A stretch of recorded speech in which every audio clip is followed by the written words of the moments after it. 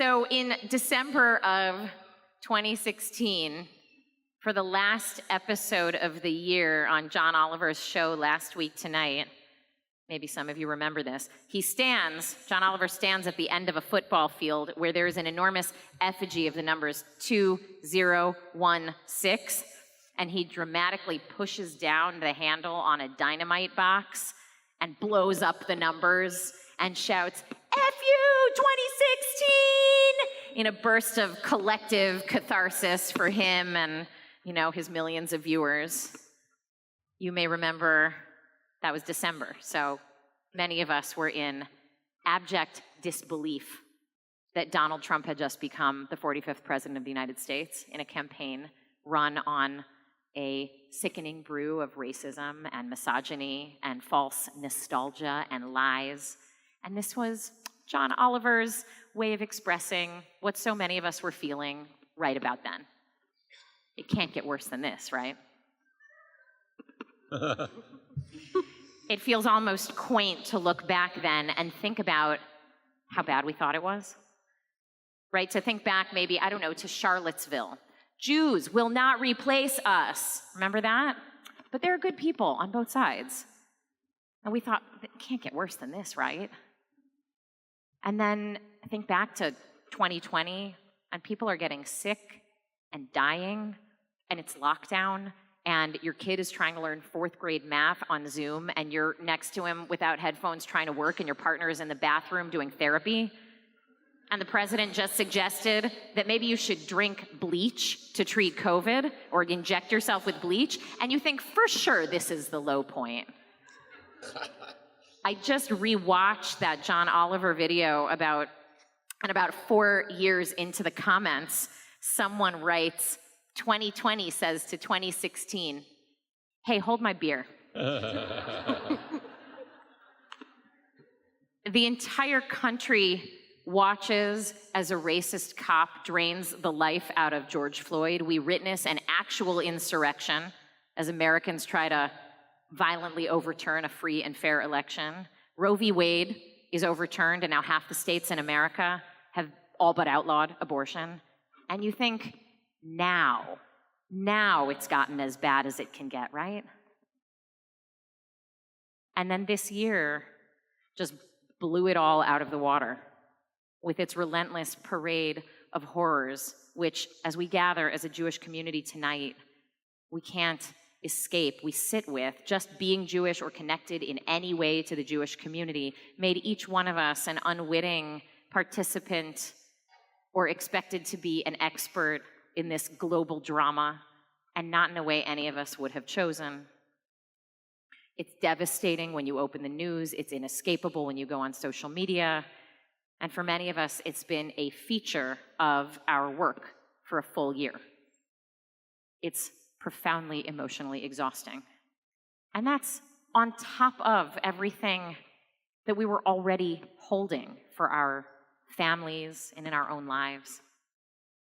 And if you're anything like me, you're constantly pushing down the grief and anxiety and anger about all of this and so much more as you just try to go about the business of living like everything is normal, despite the nagging feeling that the world is in free fall. For me, the pain of October 7th and its aftermath was compounded by everything that came before it, the everything being the constant state of crisis that just seems to be our reality now. Coming in the floodgate that I try so hard to keep closed so that I can function. And I think that moment just broke the dam and everything flowed in like a torrent. Just like too much to bear. And I heard some version of this from many of you this year. People who never before struggled with mental health or depression or anxiety, suddenly finding yourself going down YouTube or TikTok rabbit holes, doom scrolling on social media, just getting agitated, feeling impotent to do anything constructive and yet guilty at the same time for not being helpful, feeling despondent, angry, irritable, snapping at loved ones, not wanting to get out of bed. And for those who had struggled with mental health, they were finding old coping mechanisms and strategies not working the way that they used to. So you deleted Instagram and Facebook. And then a few days later, you got itchy and turned them back on again. Just existing in this sort of general state of feeling maladapted and ill at ease in this world, wanting to run away and hide from it all, and then feeling guilty because for so many people, hiding isn't an option. It makes me think about Jonah, whose story we read tomorrow afternoon on Yom Kippur. If you want, you can actually go to a Torah study group to read the story. He is confronted with the sins of the city of Nineveh, and God tells him he needs to go and do something about it. And Jonah's response is to run away. Yeah. He runs away, runs from God, runs literally the opposite direction from Nineveh and tries to hide. Literally, it's powerful because the running away takes the shape of going down to the harbor and then down into a ship and then down into the hull of the ship and then going to sleep, which in Hebrew is a verb form of the word to descend, to go down. Clearly just referring to a kind of depression and darkness that he enters into, trying to shut out the world. But there's nowhere to hide, and the storm finds him. Reality seems to find us wherever we are, and wherever kind of hiding place we've constructed for ourselves, thinking that it will shield us from the storm of these times. It doesn't. The waves are too powerful, and as much as I want to stand up here and say, it can't get worse than this, right? I think we all know that we have to prepare for the possibility that it will. And so the question I sit with every day is, how do we live in this world? How do we live in this world, come what may, without drowning in guilt, sorrow, grief, anxiety, depression, burnout, despair? How do we do it? And how do we not just live, but maybe even, if we could be so audacious in the face of such constant crises, how do we even thrive?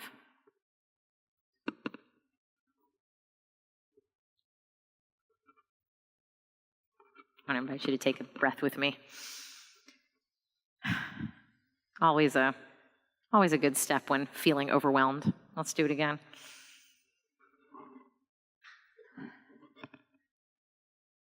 The psychiatrist and Holocaust survivor Viktor Frankl has written, in between stimulus and response, there is space. And in that space is our growth and our freedom. And so my first hope is that the spaciousness of tonight and tomorrow will give us the gift of being able to examine how we want to respond to the constant stimulus of the chaos and trauma of the world around us, beckoning us constantly to jump into the drama, whether on social media or at our dining room tables. We don't have to, but so often we just don't feel that there's a space between stimulus and response. So part of the spiritual technology of this day is the reminder that for everything that is not in our control, much actually is, starting with our own attitude toward any given moment. But the second thing is, I would like us to lower the stakes. When everything in our feed feels like a 5-alarm fire, and it's coming directly to your phone in your pocket, it feels very personal. So it's no wonder that we feel like nothing we do as individuals could possibly be enough. But let's go back to the Jonah story for a minute. Where I left off earlier, it actually gets worse for Jonah before it gets better. A great storm comes upon the ship, and he drags himself up from his bed at the bottom of the ship, and he throws himself overboard in the hopes of ending it all. But famously, God sends a big fish that swallows him. And so Jonah goes into the belly of the fish to the bottom of the ocean. And it is there, suddenly, when he hits literal rock bottom, that he realizes he wants to live. He doesn't even know why. And so suddenly with this yearning, this new yearning for life, with gratitude for the one life he has, He promises God that he'll do what God asks when he gets out of the fish. And so, of course, God has the fish spit him out. And Jonah goes to the city of Nineveh, where he was told to go in the first place. And this city is riven with sin and corruption, top to bottom, and violence. And Jonah goes to the center of the city and shouts an inelegant, short prophecy that the city will be destroyed in 40 days if you don't repent. And behold, the city repents. A cascade of tshuva happens from the king down to the guy on the street corner. And aside here is another lesson of this story, is that no society is hopeless or beyond tshuva. Even the archetypal city of corruption and evil and violence in the Tanakh is able to reclaim its humanity and its goodness. And this reluctant prophet, Jonah, has a role in it. And let me tell you, he did the bare minimum. And he did it dragging his feet and with a bad attitude. And yet, this is the story we tell on Yom Kippur, maybe to remind ourselves that we don't have to be the high priest or Moses or Mother Teresa or Greta Thunberg. You could be a person who just does something in response to the calls of our time. And dayenu, that'll be enough. And then maybe tomorrow you'll do a little more. And dayenu, that'll be enough too. Right? Like Michelle Obama said at the DNC, just do something. And the word something is really important here. It's not everything. It's not everything. There are people in this room who looked at a Venezuelan family, recently arrived to the city, sitting outside of a Trader Joe's or a Jewel, and instead of walking by or offering a sheepish smile and looking away, took it upon yourself to slow down long enough to say hello or give them some money or go in and buy some groceries for them. And then there were a few of you who kept going, who bought the family you just met phones, enrolled their children in school, helped them find apartments, helped them find healthcare. Why? You must have known this wouldn't fix the immigration system. And you knew that for every family you helped, there were 10 or 20 or 30 without someone like you in their life who would not get this level of care. But you did the one thing you could do with the resources and the time that you had, and it made a difference. You did something. Ask any of these people, and a couple of them are on my staff, and I have, why they got involved in a stranger's life on that particular day. And almost nobody has a complete and totally coherent answer. It's just that this person was in front of them, and they had time, and they helped, and the helping led to more helping. And sometimes it felt great to help, and sometimes it felt confusing and difficult and frustrating. But countering the thought of there's nothing I can do to help with action, no matter how small, moves you from a place of stagnation and hopelessness suddenly to new terrain. Right? Remember the words of Rabbi Tarfon, Lo alecha hamlacha ligmor. It is not up to you to do everything, to finish the work, but neither are you free to do nothing. So I want to invite you to take it as a personal challenge for the new year, to do something even if you aren't sure it's the right thing, and even if the problem feels insurmountable. Do the bare minimum and do it with a bad attitude if you want. But see where it takes you. None of us, not a one of us, is on the hook to fix the world by ourselves. But the doing of something is the source of the Jewish people's relentlessly hopeful attitude and posture in the world. Because hope is the belief that with work, things might get better. Whereas optimism, by contrast, is a more general feeling that things will surely get better based on nothing in particular. I think of optimism as a gift of neurobiology, and hope as a practice that belongs to and can be achieved by all of us. Hope is the practice of doing something, no matter how small, toward tikkun. Activists aren't just radicals and people who claim the title because it sounds impressive. An activist is anyone who acts in the common good and in doing so reclaims a little bit of hope. Activists reclaim hope by acting and create it. And in doing so, actually have less time for despair and guilt and despondency, because there's important work to do. Yitz Greenberg, in his book, The Jewish Way, calls maintaining this hopeful posture in a world as broken as ours, he calls it a staggering pedagogic challenge. And so our tradition is very much designed intentionally to dedicate times during the day, during the week, and during the year for us to internalize this idea and practice it, kind of like fractals, patterns that appear in multiple places with the same idea again and again to reinforce it. And that idea is hope, embodied in the story of the Exodus from Egypt, right? The radical notion that we don't have to and must not accept the world as it is, accept oppression, exploitation, and violence as inevitable. We can't get used to it. We must continue to remember that there is something better to be imagined and worked toward. And fascinatingly, the holidays that comprise this beautiful fractal, whether Passover or any holiday in which you raise a glass and remember the Exodus from Egypt, which is basically every holiday, including this one,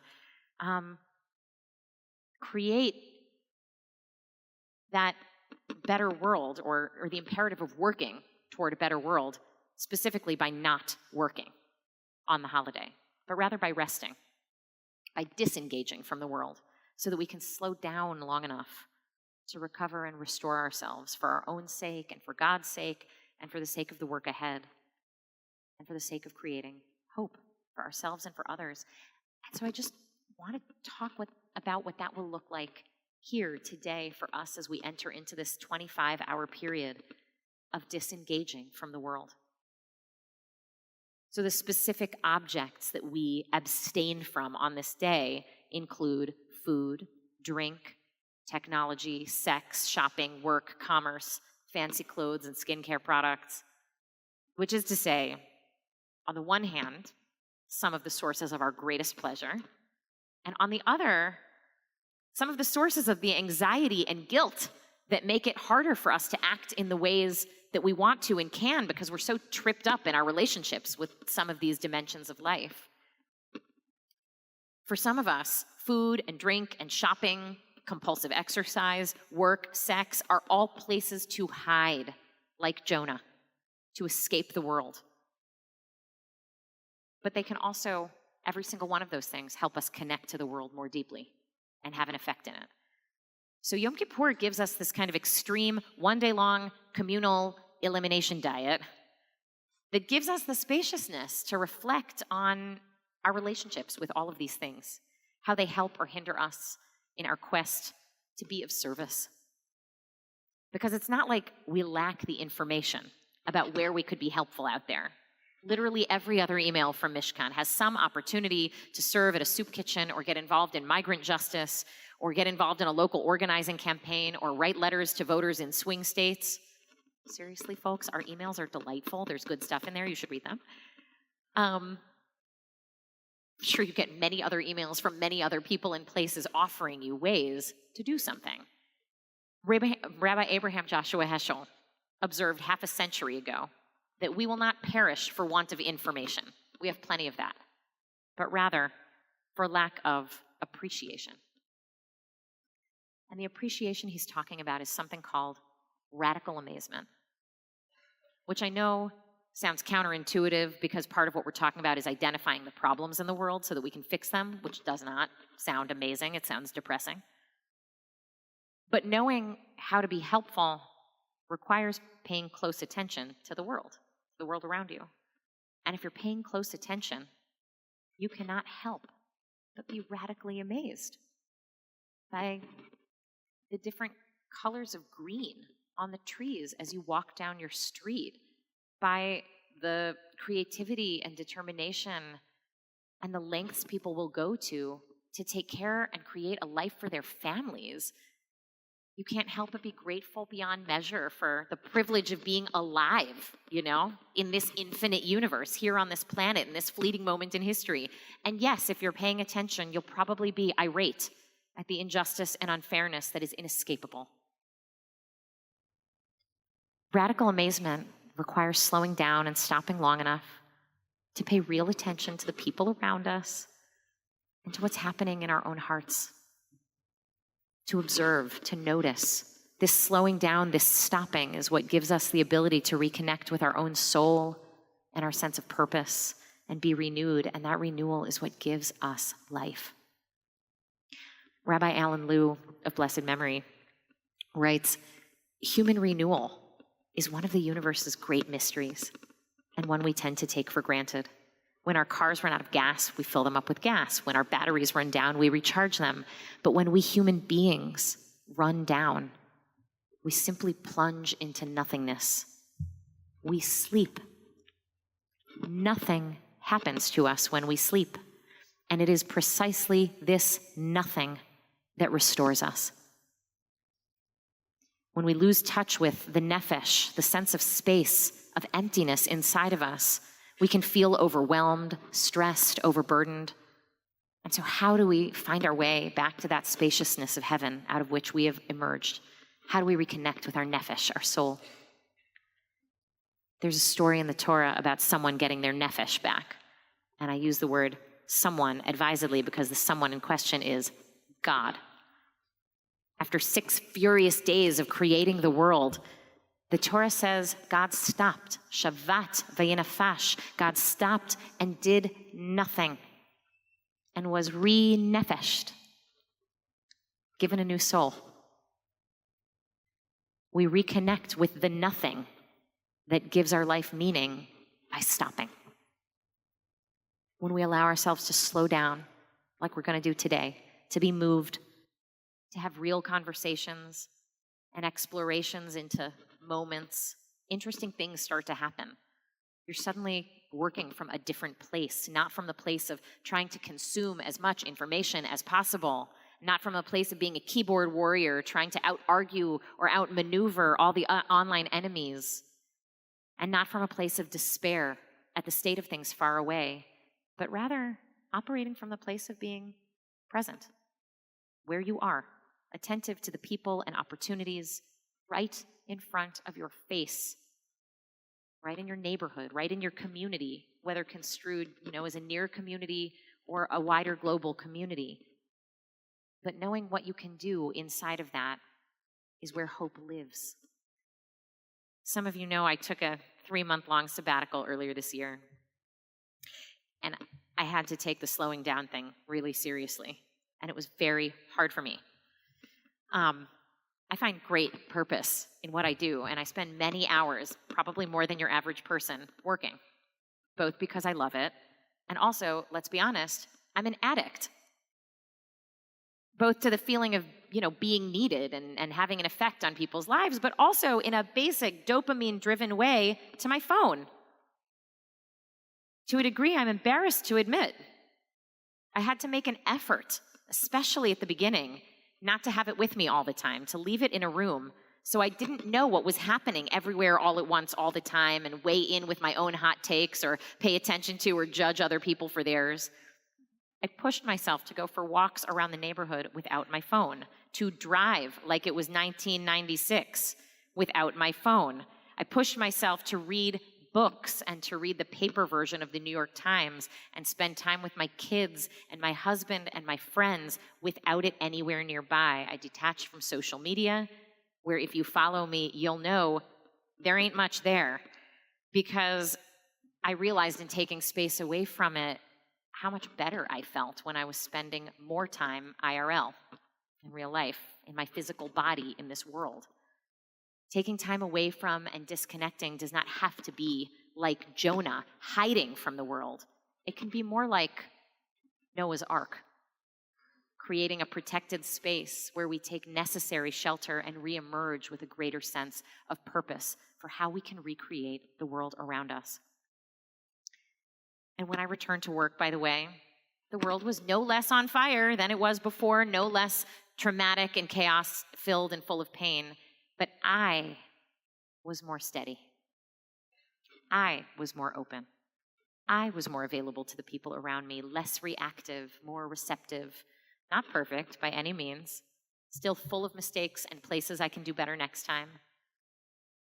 But the practice of this day is exactly that, disengaging, so that we can reconsider how and where we can act to create more hope in our lives and in the world. It's a gift. I hope you'll accept with the seriousness with which our tradition offers this gift, because your hopes and dreams for your life are worth it. We asked you in advance of this holiday to finish the sentence, this is the year that ... And you have important things you want to do. This is the year that I will finish all my half-read books. This is the year I intend to be more open to new ideas and quicker to embrace change. This is the year I will continue to increase my self-awareness and, in capital letters, CHILL. This is the year I will decide to love myself. Negative voice in my head be damned. This is the year I turn away from my phone and remember the art and skill of daydreaming. This is the year I would like to think of how I can be of service to others and less selfish. This is the year that I clear the clutter from my life, physical clutter in my house, emotional clutter, and social clutter. This is the year that I find work that aligns with my values. This is the year that I breathe before responding in a harsh way or make a harsh or judgmental comment. Good one. This is the year I help out sick friends more. This is the year that I focus on my health, both mentally and physically. This is the year I will lean into change and meet both good and bad with grace and the joy of possibility. Sorry, over 50 of you answered this question, so for those of you whose I didn't mention here, you also have worthy goals and dreams. Over this next 24 hours, I want to invite you to pay attention to your instincts and drives that undermine your efforts to really observe this day and derive the benefit of the spaciousness it offers, right? Ride out the impulse to check your phone and instead say hello to a real person nearby, in a hallway. Go for a walk outside. Go to the park up the street. Sit in the sanctuary when we're not in services in the afternoon and write in a journal or just reflect. In the afternoon, go upstairs, make a friendship bracelet, go to an afternoon class. Practice slowing down. Practice listening more than you speak, and when you speak, adding kindness and gentleness and helpfulness to your world. So many of the sins, you'll notice, that we strike our chests for on this day are for not doing that. So I want to bless us tonight to accept this challenge of being radically amazed by your life and this world. And maybe we can get a little taste of what it's like to live with more joy and purpose and wonder and a sense of the renewal and possibility and hope that we need now more than ever as a touchstone for us in this year to come what may. So, Gemar, Chatima, Tova, may each one of you be inscribed and sealed for life and for health and for a year of radical amazement and hope.